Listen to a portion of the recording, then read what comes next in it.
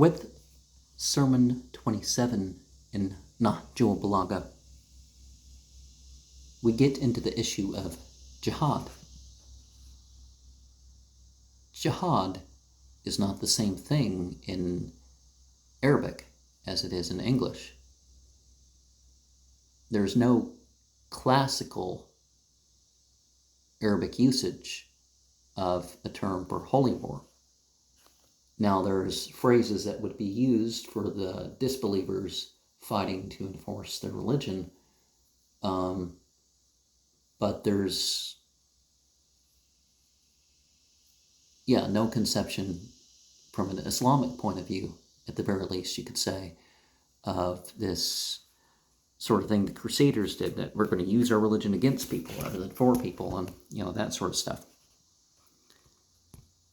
One of the gates of paradise is this striving. And we have the verse in the Quran.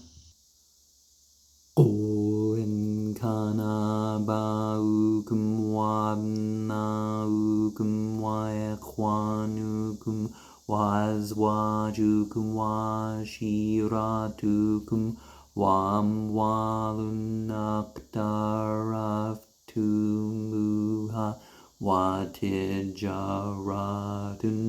تَخْشَوْنَ كَسَادَهَا وَمَسَاكِنُ تَرْضَوْنَهَا أَحَبَّ إِلَيْكُمْ مِنَ اللَّهِ وَرَسُولِهِ وَجِهَادٍ فِي سَبِيلِهِ فَتَرَبَّصُوا حَتَّى يَأْتِيَ اللَّهُ بِأَمْرِهِ وَاللَّهُ لَا يَهْدِي الْقَوْمَ الْفَاسِقِينَ. So, dear to us, more dear in fact, is God,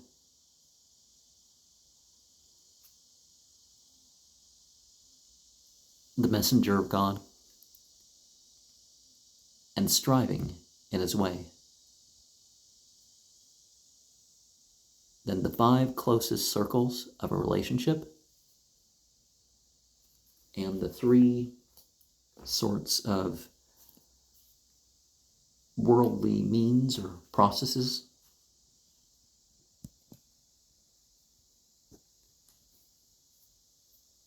The chief jihad, fi sabilillah, is piety.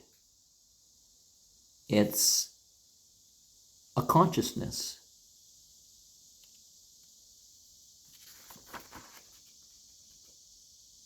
that gets them to do what is best, even when it's difficult.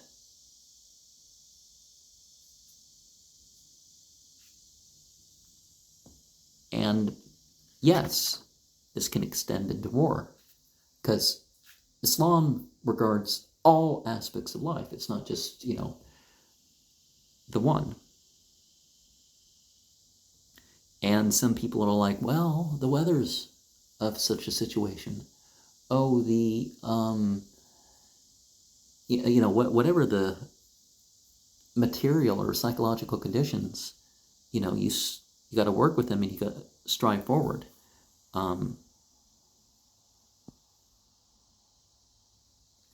And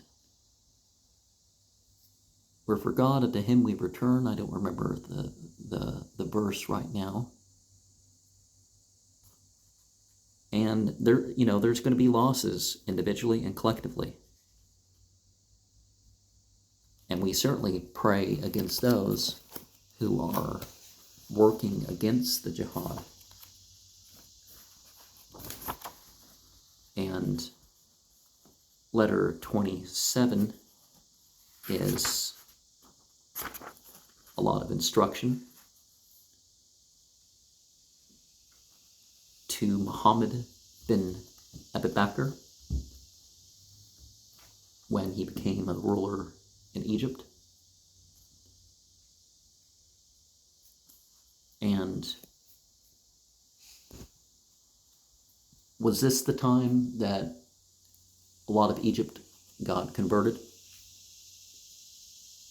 Because of the example, there's no goddess of the Nile, because, literally you can not do something and it won't make a difference. The Nile will flood anyways, or, that sort of stuff.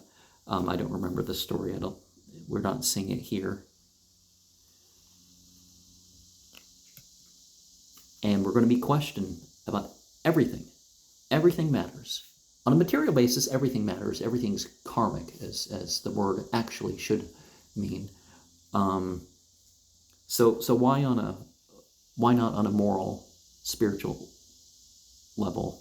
Why that can't be the same? It doesn't make sense that that's not connected. And try to be a good spirits when addressing others. And know that the good of this world is fleeting.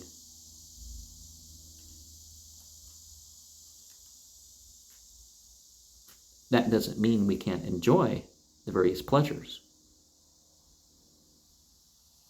But in a way, we renounce the world for itself. We can take part in the world, but we renounce the world for itself.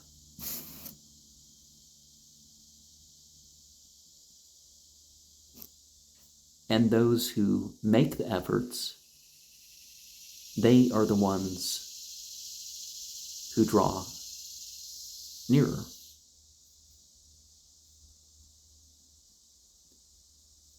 And that goes either way, whether you're approaching the paradise of the hereafter or the hell. If you work towards that direction, that is what you're going to be stronger upon.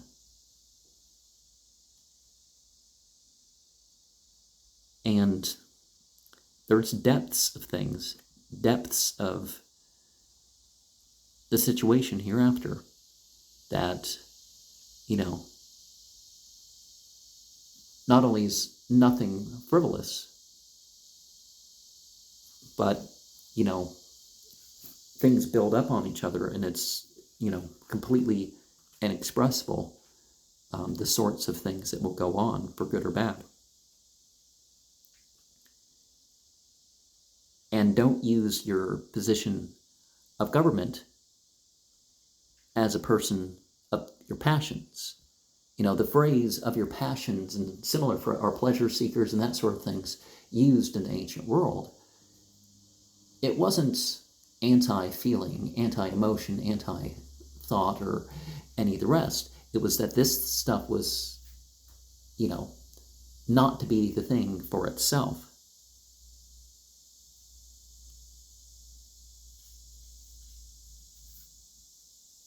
And when it comes to prayers, don't make it at its earliest time, because it's easier. Except for your dusk prayer, it's the best to say it easier. But you don't make it easier earlier or later out of some sort of ease.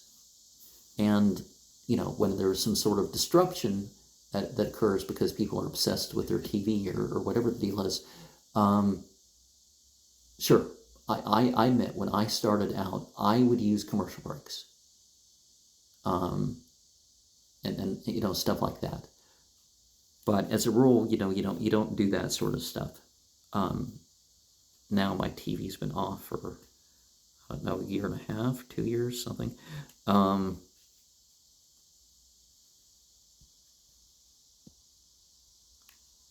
And whether somebody's a believer or unbeliever, a Muslim or a non-Muslim, one should be upon what's going to be upon and call towards guidance.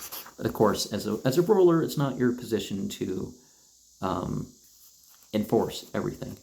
That's one of the things people don't understand about Sharia law. Sharia law is not this enforcement of everything.